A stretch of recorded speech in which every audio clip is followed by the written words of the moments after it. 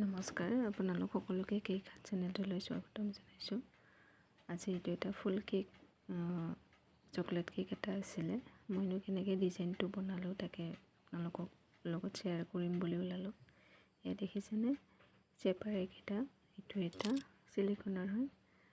মই চকলেটখিনি প্ৰথমে কাটি ল'লোঁ, ধুনীয়া কৰি কাটি লৈ কিনে একদম ল' ফ্লেমত এয়া মেল্ট কৰি আছোঁ। ইয়াতে একো মিক্স কৰা নাই, এয়া ধুনীয়াকৈ মিক্স কৰি লৈছোঁ। গোটেইখিনি মেল্ট হৈ যাব লাগিব। গোটেইখিনি ধুনীয়াকৈ মেল্ট হৈ যোৱাৰ পাছত দেখিছেনে ধুনীয়াকৈ মেল্ট কৰি আছোঁ। তাৰপিছত চেপাৰত এয়া চামুচেৰে লৈ এনেকৈ ভৰাই আছোঁ যাতে মানে গোটেইখিনিতে লাগি যায়। এনেকৈ গোটেইখিনিতে কৰিলোঁ মই।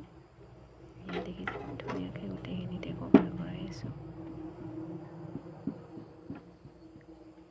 আচলতে চকলেটৰ এইবিলাক ডিজাইন বনাবৰ কাৰণে ইমান এটা বেছি টান নহয়, অলপ টাইম লাগে কিন্তু ধুনীয়া হয়।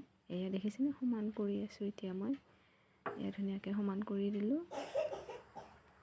গোটেইখিনি ধুনীয়াকৈ সমান কৰি ল'ব লাগিব, তেতিয়াহে তাৰমানে ধুনীয়াকৈ ডিজাইনটো ফুটি উঠিব। আচলতে এয়া ৰাউণ্ড শ্বেপকেইটাতো মই ভৰাই ল'লোঁ। আজি যিহেতু কেকটোৰ ডিজাইনটো তেনেকুৱাকৈ আছিলে, আচলতে এইটো কাষ্টমাইজ ডিজাইন হয়।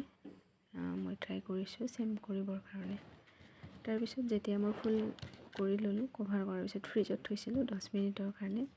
ফ্ৰিজত থোৱাৰ পিছত এয়া দেখিছেনে কি ধুনীয়া ধুনীয়া ডিজাইন হৈ গৈছে। এয়া বৰ ধুনীয়া হয় দেখিবলৈ, আৰু সহজতে এনেকৈ কেকটো দিব পাৰি, বেছি কষ্ট নহয়। এইটো মোৰ ফাইনেল লুক কেকটো।